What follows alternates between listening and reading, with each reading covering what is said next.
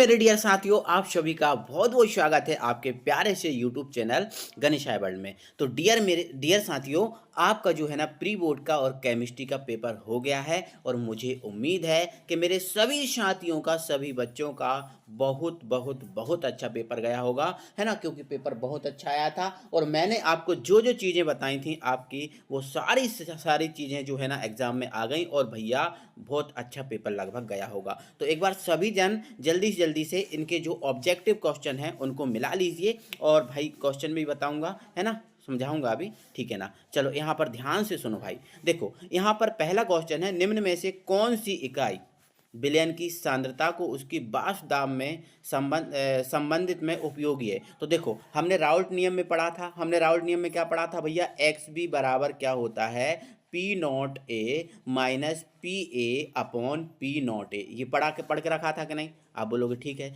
तो भैया x B किससे संबंध है, देखो बाष्प दाब को कौन बता रहा है, एक्स बी, और एक्स बी क्या है, मोल प्रभाज है। मोल प्रभाज मतलब मोल अंश, तो इसके पहले का जो आंसर था भैया वो मोल अंश था, ठीक है ना। दूसरा है प्रतिरोध का व्युत्क्रम, तो भैया प्रतिरोध का व्युत्क्रम कौन नहीं जानता, प्रतिरोध का व्युत्क्रम चालकता है, ठीक है ना। अब बोला है कैडमियम किस संक्रमण श्रेणी का तत्व है, तो भाई कैडमियम किसका है, तो आपको पता है 4D का है। किसका है, 4D का है, सिंपल है भाई, सिंपल है, ठीक है। अब नेक्स्ट है भैया बाइनिल हैलाइड में जिस कार्बन से हैलोजन जुड़ा होता है उसका संकरण क्या होता है, भैया बाइनिल हैलाइड की बात की है ना। बाइनिल मतलब बिनाइलिक, बाइनिल का मतलब क्या होता है, बिनाइलिक, और बिनाइलिक में कौन सा होता है भैया, sp2 होता है। कौन सा होता है भैया, sp2 होता है। एकदम से देखो मैं यहाँ पर सही टिक कर दे रहा हूँ, एक बार देखो पहले में क्या है, मूलंश है, दूसरे में क्या है, चालकता, तीसरे में क्या है, 4D है, चौथे में क्या है, sp2 है। क्लियर है भाई, ठीक है। आगे बढ़ते हैं और हमारा पांचवा और छठवा क्वेश्चन भी देख लेते हैं,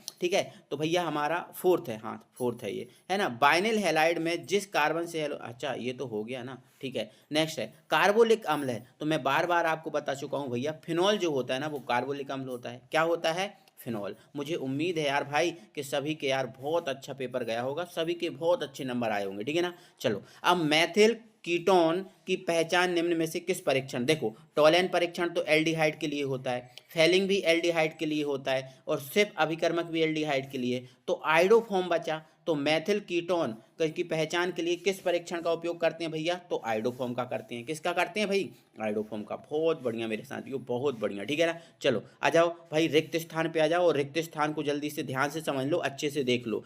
ताप के बढ़ने पर किसी गैस की द्रव्य विलेयता, भैया ताप बढ़ाएंगे तो गैस की द्रव्य विलेयता तो भैया घटती है। क्या होती है भैया, घटती है, तो ये घटती हो जाएगा, ठीक है। अब Cu2+ 2 इलेक्ट्रॉन ग्रहण करेगा, है ना, तो Cu में बदल जाएगा। तो मतलब देखो ग्रहण करने वाली बात हो रही है, और ग्रहण किस में होते हैं, अपचयन में। तो ये अपचयन यहाँ पर क्या आता, अपचयन अर्धाभिक्रिया है। क्या आएगा इसमें, अपचयन, अपचयन अर्धाभिक्रिया है। ये कौन सी है, अपचयन, ठीक है ना। सांद्रता की इकाई, भाई बहुत बढ़िया, मोल पर लीटर। सांद्रता की इकाई क्या होती है भैया, मोल पर लीटर होती है कि नहीं, ठीक है ना। Cr3+ में अयुग्मित इलेक्ट्रॉन, अब देखो Cr3+ में अयुग्मित इलेक्ट्रॉन आप निकाल लेना, ठीक है। तो अयुग्मित इलेक्ट्रॉन कितने आएंगे भाई, 3 आएंगे। कितने आएंगे भैया, 3 आएंगे, ठीक है ना। चलो अब बोला है R single bond X NaIC क्रिया है, इस अभिक्रिया का नाम क्या है। तो मैं आपको और बार बार बता चुका हूँ, ये अभिक्रिया मैंने कराई है, फिंकल-स्टीन अभिक्रिया है। कौन सी अभिक्रिया मेरे साथियों, फिंकल-स्टीन अभिक्रिया, बहुत बढ़िया।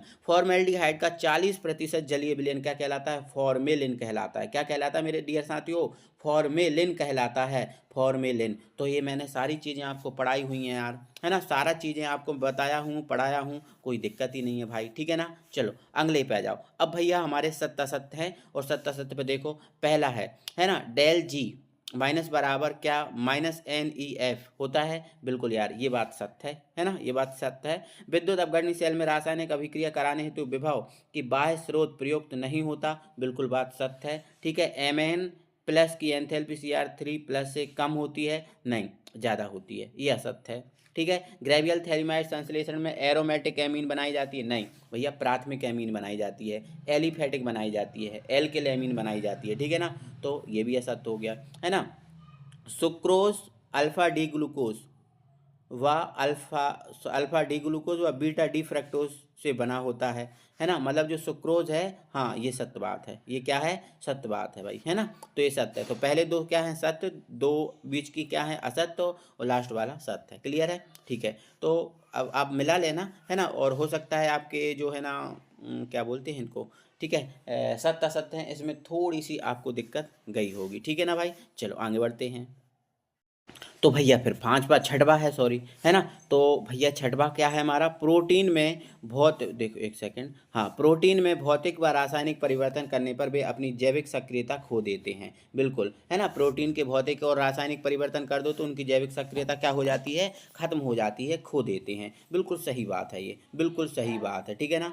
चलो अगले क्वेश्चन पे बात करेंगे, और अगला हमारा सही जोड़ियों से संबंधित भाई क्वेश्चन है। इसने बोला है कि भैया एम एन है, तो एम एन भैया 7+ में है, ठीक है, बिल्कुल ये सही लिखा हुआ है फर्स्ट वाला, ठीक है ना। चलो अब K4 FeCN का होल 6, है ना, मतलब इसमें एफ की ऑक्सीकरण अवस्था के बारे में पूछा है। बिल्कुल यार सही बात है, ये भी दूसरा सही लिखा है ना। अब ये क्या है, तो भैया इसकी संरचना के बारे में बताए, इसमें संरचना के बारे में बात हुई है, तो इसकी पिरामिडीय संरचना होती है, तो ये तीसरा भी बिल्कुल सही है ना। ग्लूकोज, ग्लूकोज क्या होता है, एल्डोहेक्सोज होता है, बिल्कुल सही है। और फ्रैक्टोज क्या होता है, कीटोहेक्सोज होता है, बिल्कुल सही है। आप लोगों ने सब मिला लिया होगा, जोड़ी को एक भी आपने गलत नहीं किया होगा, जोड़ी भी आपकी बिल्कुल सब सही हो गई होंगी, ठीक है, कोई दिक्कत कोई परेशानी मुझे उम्मीद है नहीं है, ठीक है ना। चलो अब आ जाओ भाई एक शब्द में आंसर पर। 1 किलोग्राम विलायक में उपस्थित विलेय के मोलों की संख्या को क्या कहते हैं। यार 1 किलोग्राम की बात हुई है, तो भैया विलायक की बात हुई है, तो ये तो मोललता होगी, क्या होगी भैया,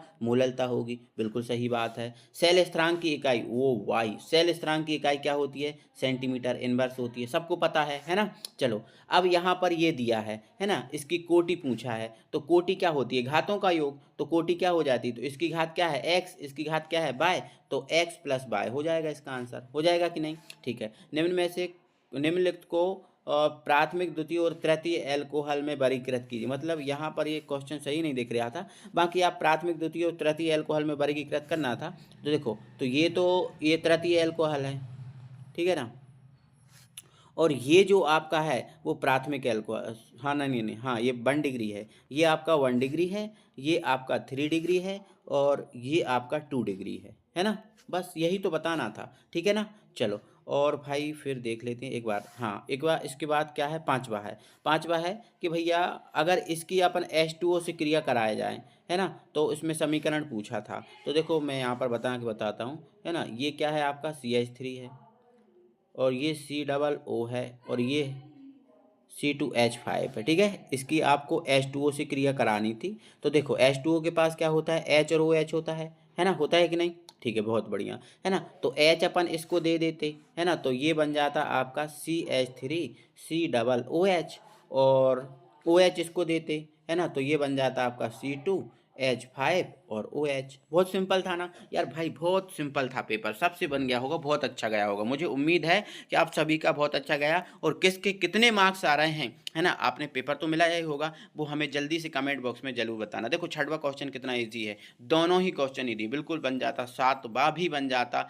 8वां 9वां, भैया क्वेश्चन बहुत ईजी हैं। 10वां क्वेश्चन देखो, यहाँ पर PCl5 से क्रिया करानी थी, और मैंने आपको बार बार बताया भाई देखो PCl5 से क्रिया करा के आप क्या बनाते भैया, एक्स बना लेते, क्या बनाते एक्स, और यहाँ पर कौन सी रोजन मुंड लगा दी, देखो पैलेडियम युक्त बेरियम सल्फेट है, रोजन मुंड लग जाती कि नहीं लग जाती, आप बोलोगे बिल्कुल सर लग जाती, कोई परेशानी नहीं है ना। ऐसे ही इधर देखो इसमें, हाँ ये इंग्लिश का है ना, कैनिजारो अभिक्रिया थी, ठीक है, half main bromide carbyl amine, भाई क्या है यार, मैंने वन शॉट वीडियो डाले हैं, अगर आप ये भी देख के गए होते तो यार पूरी रिएक्शन जो है ना, एक एक रिएक्शन मैंने आपको कराई है ना। देखो ईंधन सेल आ गया, है ना, संक्षारण का विद्युत रासायनिक सिद्धांत आ गया, है ना, यहाँ पर VBT सिद्धांत, सही संयोजकता बंध सिद्धांत आ गया। भाई कितना इजी पेपर था, कोई दिक्कत ही नहीं था, सारा कुछ आपसे बन जाता भाई। पेपर देखो पढ़ने वालों के लिए इजी होता है, और देखो कुछ लोगों को तो यही पेपर बहुत कठिन लगा होगा,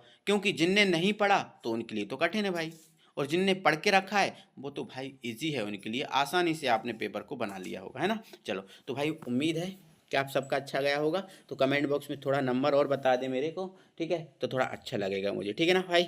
मिलेंगे फिर अगले वीडियो में, तब तक के लिए बाय बाय।